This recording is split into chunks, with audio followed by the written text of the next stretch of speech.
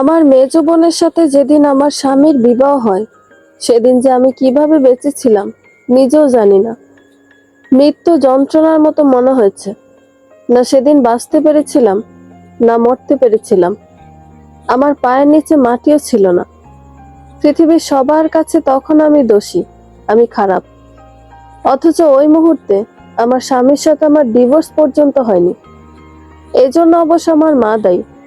পৃথিবীতে সব মা ভালো হয় না, সব পরিবার ভালো হয় না।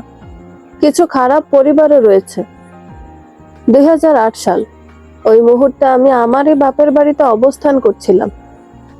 3 মাস আগে থেকে আমার স্বামী আমার সাথে সব রকমের যোগাযোগ বন্ধ করে দেয়। আমি আমার বাপের ঘরে চলে আসি। আমার ছোট্ট বোন আবার আমার এক খালার বাড়িতে থাকতো। ঘরে শুধু আমার মেজ বোন, আম্মু আর আব্বু। ওরা আমার সামনে তেমন কথা বলতো না। আর তাছাড়া আমি শ্বশুর বাড়িতে থাকতাম, তাই ঘরের এত কিছুতে আমি নাক গলাতাম না। তবে আব্বু আম্মুকে অনেক সাহায্য করতাম, স্বামীর থেকে লুকিয়ে। আমার স্বামী ধনী ছিল, আর আমার বাবা দিনমজুরে ছিল। আমার স্বামীকে বলে আমি আমার বাবাকে একটি সিএনজি নিয়ে দিই। তখন থেকে বাবা সিএনজি চালাতো। আমাদের নিজেদের কোনো ঘর ছিল না। বাবা আমাদের নিয়ে ভাড়া ঘরে থাকতো। বিয়ের 1 বছর পর্যন্ত ভালোই ছিল সব। কিন্তু যখনই আমি আমার পরিবারে টাকা দিতে পারতাম না, আমি ভীষণ খারাপ হয়ে যেতাম। আমার মেজ বোন আমার খেয়ে, আমার পরে আমার সাথে বেয়াদবি করত। তুই ছাড়া কথাও বলতো না। চরম লেভেলের একজন বেয়াদব ছিল। বাবা মার কাছে ভীষণ ভালো ছিল। আমার মা তো আমি টাকা দিতে না পারলে আমাকে যা তা বলে গালাগালি করত। আমি বেশ্যা, এ ধরনের বাজে গালাগালি করত। আমি অনেক চেয়েছি পরিবারের সাথে সম্পর্ক বাদ দিতে, কিন্তু পারিনি। কয়দিন পর পর হাজির হতো আমার শ্বশুর বাড়িতে। আমার চেয়ে আমার মেজ বোন সুন্দরী ছিল, অথচ আমার তখন প্রেমের বিয়ে। 2008 সালের 5 মে আমার বাবা মা সবাই আমার স্বামীর বাড়িতে গিয়ে বোনের বিয়ে পড়িয়ে আমার বোনকে রেখে আসে। অথচ সকালে আমি জানতামও না ওরা কোথায় যাচ্ছে। এর মধ্যে বিকেলের দিকে আমার শ্বশুর বাড়ির একজন ফোন করে বলে, তোমার বোনের সাথে তো তোমার স্বামীর বিবাহ হয়েছে। আমি শুনে বারবার মাকে ফোন করি। মা ফোন ধরে বলে, ঘরে আসি, কথা বলতেছি। তার কিছু সময় পর আমার মা বাবা ঘরে আসে। আমি তখন কান্না করতে করতে জিজ্ঞেস করি, নিমক হারাম তোরা, কেন এমন করছিস, উত্তর দে। তখন আমার বাবা পাশে দাঁড়িয়ে আছে। মা বলে, তুই বেশি ভালো যে, এজন্য স্বামীর ভাত খেতে পারতেছস না। তোর এই অবস্থা, আমাদের তো মুখ পুড়িয়েছিস, তাই বাধ্য হলাম। আমি চিৎকার করে কেঁদে উঠলাম। তখন আমার মা আমাকে বলে, ঘর থেকে বের হ, এখানে নাটক করিস না। আশেপাশে সবাইকে জানাইস না তুই যে একটা। আমি হতভম্ব। আমি যেন সেদিন সে ঘরে থাকতে পারতেছিলাম না ওই বেঈমানগুলোর সাথে। সাথে সাথে বের হয়ে যাই ঘর থেকে। কোথায় যাব, কি করব বুঝতেছিলাম না। কেই বা আমাকে জায়গা দিবে। পরে পরিচিত এক আন্টির বাসায় যাই। সেখানে 3 দিন থাকি। একদিকে প্রিয় মানুষকে হারানোর কষ্ট, অন্যদিকে পরিবারের কষ্ট। টাকা পয়সা নাই, কোথায় যাব, কি করব বুঝতেছিলাম না। সেদিন মনে হয়েছে মৃত্যু অনেক সহজ। মরতে চেয়েছিলাম, কিন্তু সাহসে দেয়নি। আন্টিটার বোনের দোকানে একজন মেয়ে লাগবে, সেলসম্যান। সামনে রমজান মাস, তাই তখন আন্টি আমাকে তার বোনের বাড়িতে পাঠিয়ে দিল। আমি ওখানে ছিলাম, সারাদিন দোকান করতাম। রাতে ওনার সাথে টুকিটাকি ঘরের কাজে সাহায্য করে ঘুমিয়ে যেতাম। ঘুমও আসতো না। এই পৃথিবীতে পরিবারবিহীন একা টিকে থাকা অনেক মুশকিল। কিন্তু আমি আমার ওই খারাপ পরিবারের সামনে যেতে চাচ্ছিলাম না। আন্টিটা আমাকে তেমন বেতন দিত না, খরচের টাকা ছাড়া। বলতো জমা থাকুক, যখন তোর কাজে লাগবে নিস। এভাবে একটা বছর পার হলো। আমি তখন পুরো পরিবার, আপনজন সবার সাথে যোগাযোগ বন্ধ করে দিয়েছি। খুবই ঘৃণা চলে এসেছিল তাদের প্রতি। আমি রাতে ঘুমাতে পারতাম না। মনে হতো আমার সাজানো সংসারে কিভাবে রাজত্ব করছে। আর মনে হতো আমার প্রিয় মানুষটা কি একটু চিন্তা করছে না আমার কথা? আমার কথা কি একটু মনে পড়ে না? আমি কিভাবে দিন কাটাইতেছিলাম আমার আল্লাহ জানেন। এদিকে আন্টির পারিবারিক সমস্যার কারণে আন্টি দোকানটা সেল করে দেয়। আর তখনই ওনার এলাকার একটা বয়স্ক ধনী আন্টি দোকানটা কিনে নেন, শখের বশে, সময় কাটানোর জন্য। দোকান কেনার সময় আন্টিটা বলে, তুমি থাকো, দোকান দেখিও, মাঝে মাঝে আমি বসবো। আমার তো এত সময় নেই যে সারা দিন বসে থাকতে পারবো। ঘর সংসার রয়েছে, আর আমার ছেলেরাও বকা দিবে। তখন আমি আন্টির দোকানটা চালাতাম, আর ওই আন্টির বাসায় থাকতাম, খেতাম, মাসিক টাকা দিয়ে দিতাম। এর মধ্যে আন্টি দোকানে অনেক টাকা ইনভেস্ট করে। ওনার ছেলে সৌদি থেকে এসে দোকানের পুরো ডেকোরেশন বদলে নেয়। তাছাড়া দোকানটা ওনাদের জায়গার উপরে ছিল। তখন ওনারা দোকানটা আরো বড় করার জন্য জায়গাটা আরো বাড়িয়ে নেয়। দোকানটা আগে খুব পরিচিত ছিল, এখন আরো বেড়েছে। আর আমি সবার সাথে ভীষণ সুন্দর করে কথা বলতাম, খুব ভালো সেল হতো। আন্টি আমাকে মাসে 17,000 টাকা বেতন দিতেন। এদিকে ওই আন্টিরা গ্রামে চলে যাবে, তাই আমাকে বাসা ছেড়ে দিতে হবে। আন্টিটা সে কি কান্না, আমাকে নিজের মেয়ের মতো আদর করত। তখন আমাকে পাশে একটা রুম নিয়ে দেয় উনি, আমি থাকার জন্য। তখন একা একা থাকা শুরু করলাম। রাতে একদম ঘুম আসতো না। বয়স বাড়ছে, জীবন কিভাবে যাবে, কত চিন্তা। সবাই আমাকে পরিবারের কথা জিজ্ঞেস করত। আমি বাড়িতে যাই না কেন, আরো কত কি। আমি বলতাম টাকা পাঠাই, আরো কত কি, বানিয়ে বানিয়ে। নিজের খারাপ পরিবারের কথা কাউকে বলতেও ইচ্ছে করতো না। আমার মেজ বোন আর আমার স্বামী খুব সুখে সংসার করছিল। এর মধ্যে শ্বশুরবাড়ির পরিচিত আত্মার আত্মীয় কয়েকজনের সাথে আমি যোগাযোগ শুরু করেছি। তারা আমাকে শ্বশুর বাড়িতে থাকাকালীন ভীষণ আদর করত। দেখেন, এত ঘৃণার মাঝেও তার প্রতি ভালোবাসা আসা আমার। সে এখন অন্য কারো স্বামী, তাও আমি তাকে মাঝে মাঝে স্বপ্ন দেখি। স্বপ্নের মধ্যে তাকে জড়িয়ে ধরি। তার প্রতি আমার ঘৃণাময় ভালোবাসা। আমি ভেবে পাচ্ছি না তারা সমাজের লোকজনের সামনে মুখ কিভাবে দেখাচ্ছে, আর আমার নিজের বাবা মা কিভাবে এটা করলো, যার প্রশ্নের কোনো উত্তর নাই আমার। রাতে খুব একটা ঘুম আসে না, সারাটা দিন কলিজাটা ছিঁড়ে যায় আমার। দোকানে তাই অনেক সময় দিই। এজন্য অবশ্য আমার মালিক আন্টি আমাকে অনেক স্নেহ করে। মাঝে মাঝে ওনার বাড়িতে আমাকে যেতে বলে। খুব প্রয়োজন ছাড়া আমি ওনার বাড়িতে যাই না। বয়স যেন আমারও থেমে নেই। দিনগুলো কিভাবে যাচ্ছে তাও বুঝতে পারছি না। আন্টি মাঝে মাঝে এসে দোকানে বসেন। একদিন দোকানে আসার পর উনি মাথা ঘুরিয়ে পড়ে যান। আমি ওনার বাসায় দিয়ে আসি। পরের দিন ওনার এক বোনের ছেলে দোকানে আসে এবং প্রায় 50 পিস জামা নিয়ে যান। এরপর প্রায় দোকানে আসতেন তিনি এবং আমাকে বিভিন্নভাবে প্রণয়ের প্রস্তাব দিয়ে বিরক্ত করতেন। আমি কয়েকদিন এড়িয়ে চলেছি, কিন্তু বিরক্তের মাত্রা চরম পর্যায়ে যাওয়ার পর আমি আন্টিকে বললাম, আন্টি, ওনাকে বিষয়টা নিয়ে সাবধান করলেন। কিন্তু উনি তো সাবধান হলেন না। পরে ওনার বড় ছেলেকে বিষয়টা জানালেন। উনি অনেক বকাঝকা করলেন। আমি ভয় পেতে শুরু করি, যেহেতু একা থাকি। তখন আন্টি বললেন, আমার বাসার নিচে থাক তুই। এর মধ্যে ওনার বড় ছেলের বিয়ে ঠিক হয়।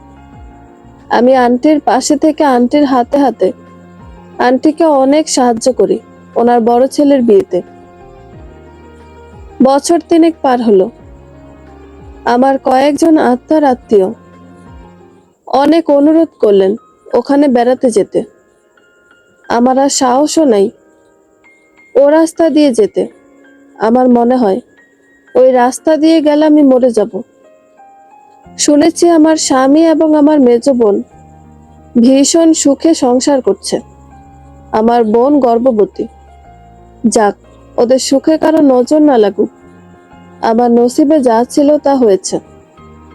আন্টির মেজ ছেলে প্রবাস থেকে এসেছেন। আন্টি আমায় অনেক চকলেট, শ্যাম্পু উপহার হিসেবে দিয়েছেন। আমি কিন্তু নিতে চাইনি, তাও দিয়েছেন। উনি আবার মাঝে মাঝে দোকানে এসে বসতেন। দোকানের পাশে খালি জায়গায় ওনার বন্ধুরা সহ ক্যারাম খেলতেন। উনি আমাকে কিছু না বলে আন্টিকে বিয়ের প্রস্তাব দেন। তখন আন্টি রাজি হয় না নিজেও, কারণ ওনারা যথেষ্ট ভালো পরিবারের এবং ধনী এবং নামকরা। ওনারা 3 ভাই 2 বোন। বোনদের বিবাহ হয়েছে। উনি সবার বড়। আর ওনার পরিবারে আমার মতো মেয়ের বউ হওয়ার কোনো যোগ্যতাও নেই।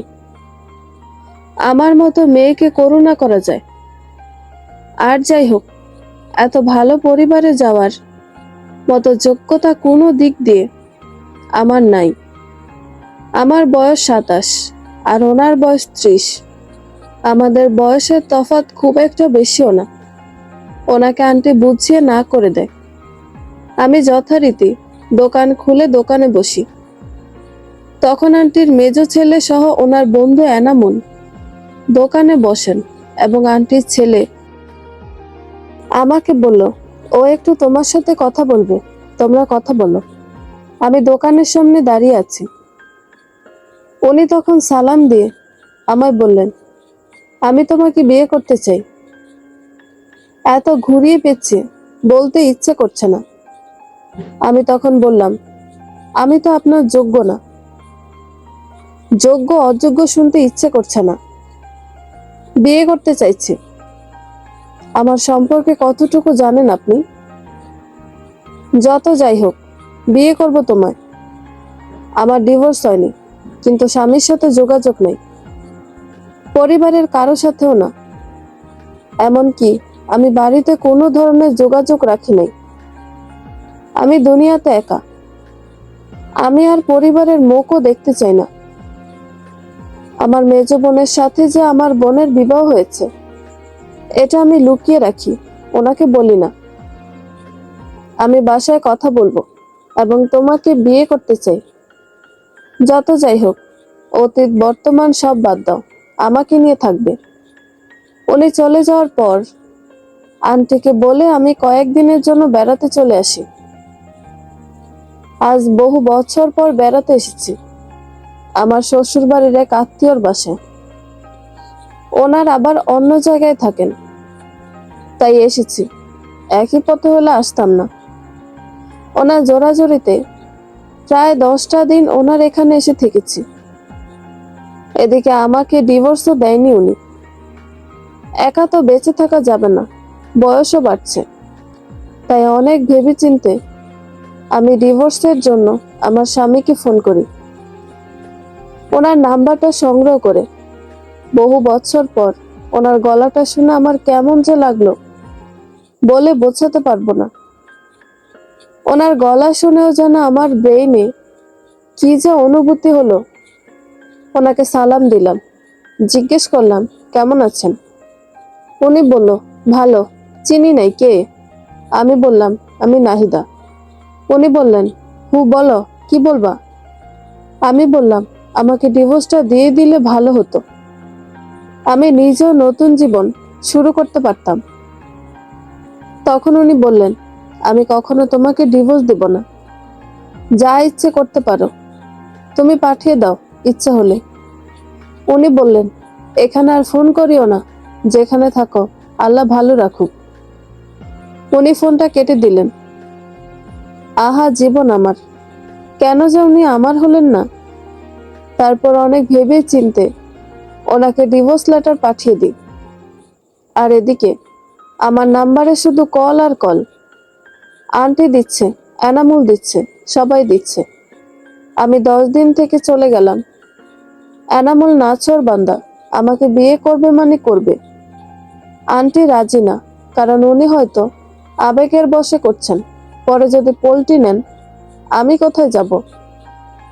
এমনিতে জীবনে একটি দাগ রয়েছে, আমার বিয়ে করার ইচ্ছে নেই, কারণ আমি তো এত যোগ্যতা সম্পন্ন কেউ না। কিন্তু এনামুল আমাকে বিয়ে করার জন্য নাছোড় বান্দা।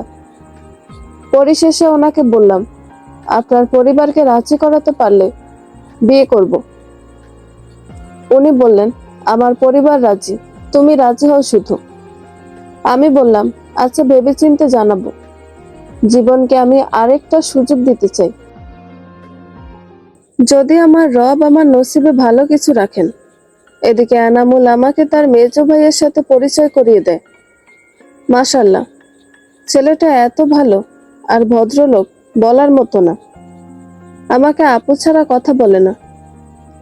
এনামুল আর তার মেজো ভাই নাজমুল আমায় বলল, আপু, এবার দোকানের চাকরি ছেড়ে দাও, আমাদের মান সম্মান রয়েছে। কিছুদিন পর আপনি আমাদের ঘরের বউ হবেন আপু। আমি বললাম, ঠিক আছে। আমি নিজেও মানসিকভাবে প্রস্তুতি নিয়ে ফেলেছি বিয়ে করার জন্য। দোকান ছেড়ে দিব, আন্টিকে বললাম। আন্টি বিষয়টা সাদরে গ্রহণ করলেন। কিছুদিন পর দোকানটা ছেড়ে দিব। এদিকে ফোনে টুকিটাকি কথা হয় আমার এনামুলের সাথে।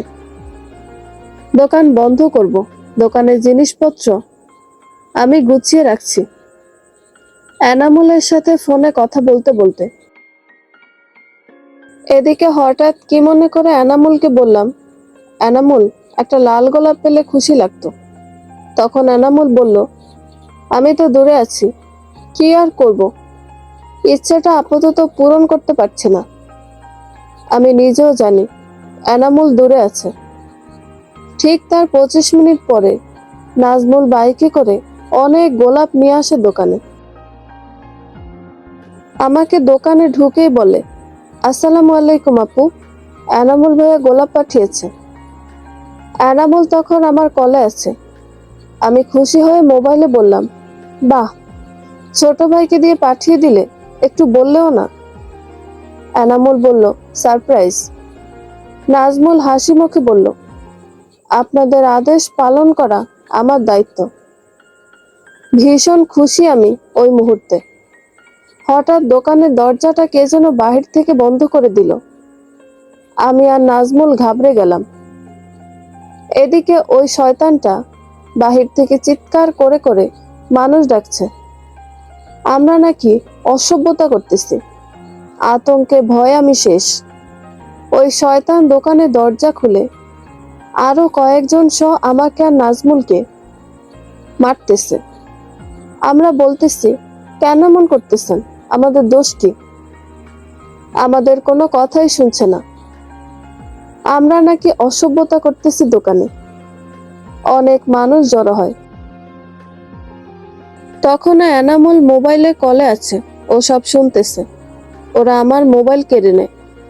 দোকানের পাশে এক ভাই আন্টিকে খবর দেয়। আন্টি আসে, আমাদের বাঁচানোর অনেক চেষ্টা করে।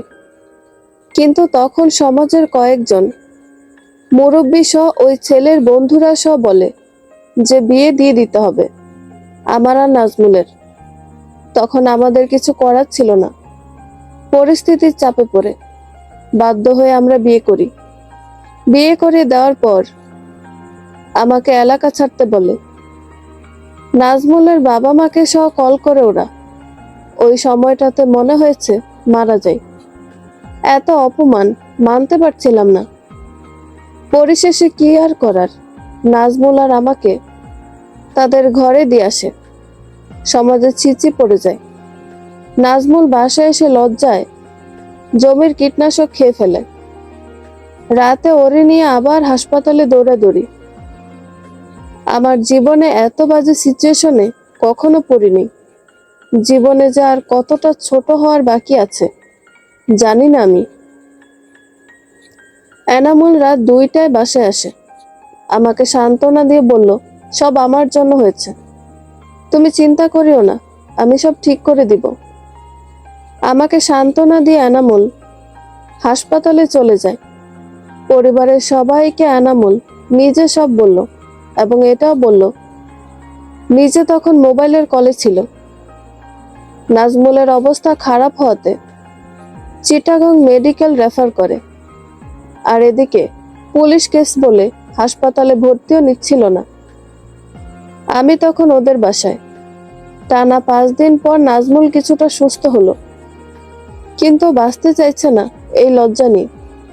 এদিকে এনামুলের মা আমাকে 1 লাখ টাকা দিয়ে বলল, মা তুমি যেখানে ইচ্ছে চলে যাও প্লিজ, আমি আমার ছেলেদের জীবনে সব ঠিক করে দিব, তুমি চলে যাও মা, আল্লাহর ওয়াস্তে। আমি বললাম ঠিক আছে, টাকা লাগবে না। আমি যে ওই সময়টাতে কি করব বুঝতে পারছি না। এনামুল তার মাকে বলতে লাগলো, আমার ভাইকে তালাক দিতে বলো, আমি নাহিদাকে বিয়ে করব। নাহিদা তুমি কোথাও যাবে না। এনামুলের বাবা তখন বলল, জীবনেও না, তুমি নাহিদাকে বিয়ে করলে আমরা সমাজে মুখ দেখাবো কিভাবে? সবাই জানে কম বেশি এই ঘটনা। সেদিন আমার কথিত শ্বশুর বাড়ি থেকে বের হতে পারিনি। কপালে আবার দুঃখ রয়েছে জেনেও অনিশ্চিত ভবিষ্যতের দিকে পা দিয়েছি। নাজমুলকে বাড়িতে আনা হলে সবাই দেখতে আসে, সাথে আমাকেও দেখে যায় সবাই। এনামুলকে একদম চুপ হয়ে যেতে বলে আমার শ্বশুর, বলে যা হওয়ার হয়েছে, এখনই চুপ হও। তুমি যদি এখন নাহিদাকে বিয়ে করো, আমার মান সম্মান কোথায় যাবে? আমার দিকটা একটু ভাবো, মেয়েটার কোনো দোষ নেই। আমার 1 পা কবরে চলে গেছে। আমি জেনে শুনে দুনিয়াতে কারো সাথে অন্যায় করতে পারবো না। আমার শ্বশুর আমাকে ডেকে বলে, দেখো মা, তুমি যদি সংসার করতে চাও তবে নাজমুলের সাথে করবে। তোমার যদি সংসার করতে ইচ্ছে না হয়, ইসলামের বিধান অনুযায়ী খোলা তালাক নিবে। আমি নিজেও জীবনের সিদ্ধান্তে দোটানায় পড়ে সংসার করতে রাজি হই। সেদিন আমার পাশে কেউ ছিল না, একমাত্র আমার শ্বশুর ছাড়া। উনি আসলে একজন ভালো মানুষ। উনি নাজমুলকেও বলে বিষয়টা মেনে নিতে, কিন্তু নাজমুল আর আমার সম্পর্ক স্বাভাবিক হয় না। রাতে আমি একা থাকতাম, কিন্তু আমার শ্বশুর বিষয়টা নিয়ে অনেক রাগারাগি করে। যত যাই হোক, এনামুল আমাকে ভালোবাসে। আমার শ্বশুর চাইছিল না এনামুল আমাকে নিয়ে পালিয়ে যাক কিংবা আমাকে বিয়ে করুক। তাই আমাকে বললেন এখন থেকে নাজমুলের রুমে থাকতে। যথারীতি আমি নাজমুলের রুমে যাই এবং খাটের এক সাইডে ঘুমিয়ে পড়ি। নাজমুল আর রুমে আসে নাই। আমাকে ঘরের কোনো কাজে হাত দিতে দিত না আমার শাশুড়ি। আমার সাথে কথাও বলতো না ঠিক মতো। আমি গায়ে পড়ে যতটুকু কথা বলতাম। নাজমুলের সাথে একটা সময় সম্পর্কটা মেনে নিতে চেয়েছি, কিন্তু নাজমুলের তরফ থেকে সে কখনো চায়নি সম্পর্কটা হোক। তবুও চুপচাপ সহ্য করেছি, মেনে নিয়েছি। সময়ের সাথে সাথে আমার শ্বশুরের সাহায্যতে আমার শাশুড়ি আমাকে মেনে নেয়। তবুও টুকিটাকি কটু কথা বলে। নাজমুল আমার সাথে কথা বলে না, লজ্জা পায় বুঝি, কিন্তু আমি কথা বলি এবং তার সমস্ত কাজে সাহায্য করি। এনামুল প্রবাসে চলে যায়, নাজমুলও চলে যাবে সৌদিতে। তবুও তার সাথে লজ্জাশীল হালকা প্রণয়তে রয়েছে। তবে নাজমুল ইদানিং আমার প্রতি দায়িত্ববান হচ্ছে।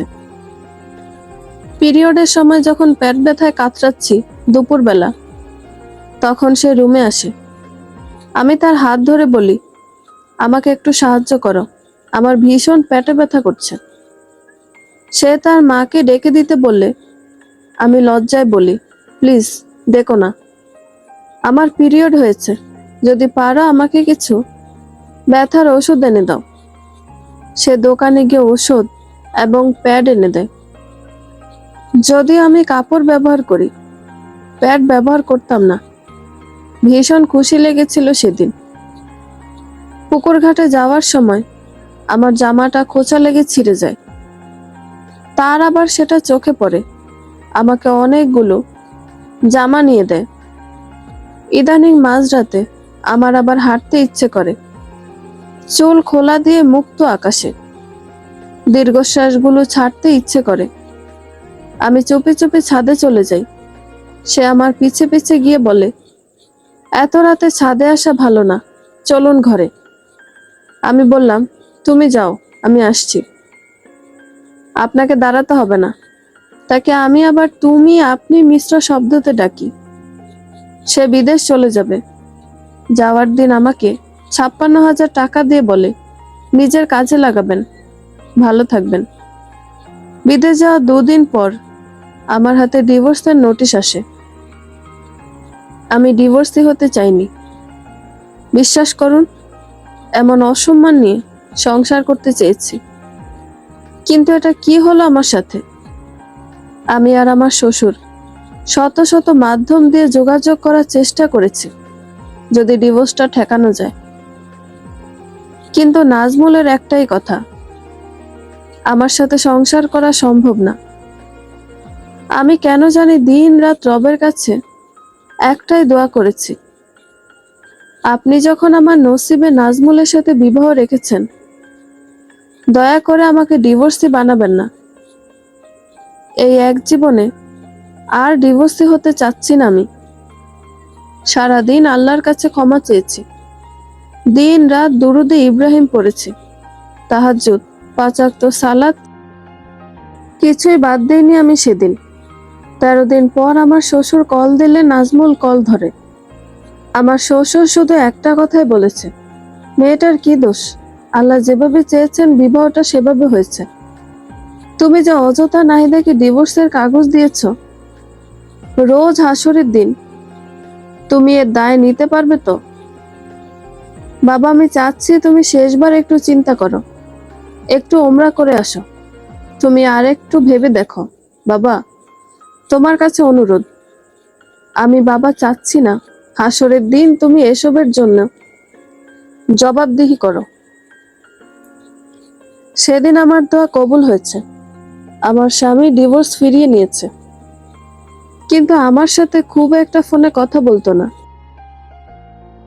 আমিও বলতে সংকোচ করতাম। শ্বশুর বাড়িতে আমাকে অনেকেই আমার পরিবার নিয়ে অনেক কথা বলেছে।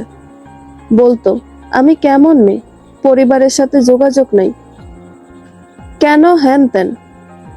সবার পরিবার আসতো, সবার শ্বশুর বাড়িতে, শুধু আমার কেউ আসতো না। বিবাহের 1.5 বছর পর আমার স্বামী দেশে আসেন। তারপর রাতের দিকে আমার শ্বশুর মৌলবি ডেকে আমাদের আবার বিবাহ পড়ান। উনি দেশে আসার দিন আমার সে কি লজ্জা, লজ্জায় আমি ওনার সামনেও যেতে পারছিলাম না। রাতের দিকে শুধু ঘুরঘুর করছিলাম, এ রুম ও রুম। আমার শাশুড়ি তখন আমাকে বলল, যাও রুমে যাও। আমি রুমে গেলে উনি আমাকে বললেন, একটু সেজে গুজে কি থাকা যেত না আমার সামনে? লজ্জায় আমার মুখ দিয়ে কথা বের হচ্ছিল না। উনিও নিজে থেকে আমাদের সম্পর্কটা এগিয়ে নিতে চেয়েছেন। সে রাতে ওনাতে সিক্ত হয়েছে আমি, ওনার ভালোবাসায় পরিপূর্ণ হয়েছি। সারা রাত আমাকে জড়িয়ে ধরে ঘুমিয়েছেন। আমি বহুদিন পর আমার স্বামীর ভালোবাসায় রঙিন হয়েছি। এরপর সুখে দিন গিয়েছে আমাদের। আমি কেঁদে কেটে সব বলেছি, আমার জীবনের সবকিছু, আমার পরিবারের সাথে যোগাযোগ না রাখার কারণ সব বলেছি। উনি মেনে নিয়েছেন এবং কথা দিয়েছেন আমাকে আর কষ্ট দিবেন না। উনি ছুটিতে এসেছেন 3 মাসের জন্য। ওনার ভাই আসবেন দেশে বিবাহ করার জন্য। উনি থাকাকালীন আসবে যেন উনি সহ বিবাহতে উপস্থিত থাকতে পারেন। আমার স্বামী 3 মাসের জায়গায় মাত্র 1 মাস 2 দিন ছুটি কাটিয়ে চলে গেছেন। উনি বলেছেন উনি আমাকে নিয়ে ভাইয়ের সামনে দাঁড়াতে পারবেন না, আর ওনার ভাইয়ের বিয়েতে আমাদের নিয়ে একজন এক একটা বলবেন, এটাও মানতে পারবেন না। উনি পরিবারকে বলেছেন ব্যবসায়িক কাজে চলে যেতে হবে, থাকা সম্ভব হচ্ছে না। উনি এই সত্যি কথাটা শুধু আমার শ্বশুরকে বলেছেন। আমার শ্বশুর বিষয়টা সাপোর্ট দিয়েছেন এবং উনি আমাকে কথা দিয়েছেন ওনার ভাইয়ের বিবাহের আগে আমাকে যেমনেই পারেন নিয়ে যাবেন। উনি যাওয়ার 1 মাস 7 দিন পর আমাকেও সৌদিতে নিয়ে যান। আলহামদুলিল্লাহ, সৌদি যাওয়ার পর একসাথে ওমরা করি আমরা সময় পেলে রাস্তায় হাঁটতাম, ঘুরতাম। আমি ওখানে থাকতে থাকতে অনেক বাঙালি পরিবারের ছেলে মেয়েকে প্রাইভেট পড়াতাম। আমি আবার জামা কাপড় সেলাই করতে পারি। উনি দেশ থেকে আমার জন্য একটা সেলাই মেশিন এনে দেন। আমি এখানে ঘরে একা একা বসে বসে বাঙালি মহিলাদের জামা কাপড় সেলাই করে দিতাম। এখানে আমি আমার আহমেদ আর মোহাম্মদের মা হই। এরপরও উনি আমাকে দেশে যেতে দেন না। আমারও দেশে যেতে ইচ্ছে করে না। আজ প্রায় 10 বছর আমি দেশে যাই না। আমার ইচ্ছেও করে না দেশে যেতে, কারণ দেশে আমার কেউ নাই। আর আমাকে এক একজন এক এক কথা বলবে, এটা মানাও পসিবল না। আলহামদুলিল্লাহ, সন্তান এবং সন্তানদের বাবাকে নিয়ে সুখে আছি। আমি এখন পর্যন্ত আমার পরিবারের সাথে যোগাযোগ করি নাই, বাকি জীবন করার ইচ্ছেও নেই। আমি সন্তান জন্মদানকালীন সময় এত কষ্ট পেয়েছি একা একা এদেশে, তবুও দেশে যাওয়ার নাম নিই নাই। আমার স্বামীর মনে হয়তো অনেক কষ্ট, শ্বশুরবাড়ি যেতে পারে না। শ্বশুরবাড়ির কেউ খোঁজ খবর নেয় না। ওনার বন্ধু বান্ধবদের মধ্যে যখন সবাই শ্বশুরবাড়ির গল্প করে, হয়তো ওনার মন ছোট হয়ে যায়, কিন্তু তবুও উনি আমাকে মুখ ফুটে কিছু বলেন না। সব বুঝেও নীরব থাকি। মাঝে মাঝে ওনার কাছে ক্ষমা চাই। উনি হয়তো অনেক ভালো কিছু পাওয়ার যোগ্যতা রাখেন, কিন্তু ওনার নসিবে আল্লাহ আমাকে রাখছেন। সবাই দোয়া করবেন আমি যেন বাকি জীবন সুখে থাকি। মহান রব যেন আমার সহায় হন সব সময়। বন্ধুরা, ভিডিওটি ভালো লেগে থাকলে একটা লাইক করে দিবেন এবং ভিডিও সম্পর্কে কোনো মতামত জানানোর থাকলে কমেন্ট করতে পারেন। নতুন নতুন আরো গল্প শোনার জন্য চ্যানেলটি সাবস্ক্রাইব করে পাশেই থাকবেন। ধন্যবাদ সবাইকে, ভালো থাকবেন।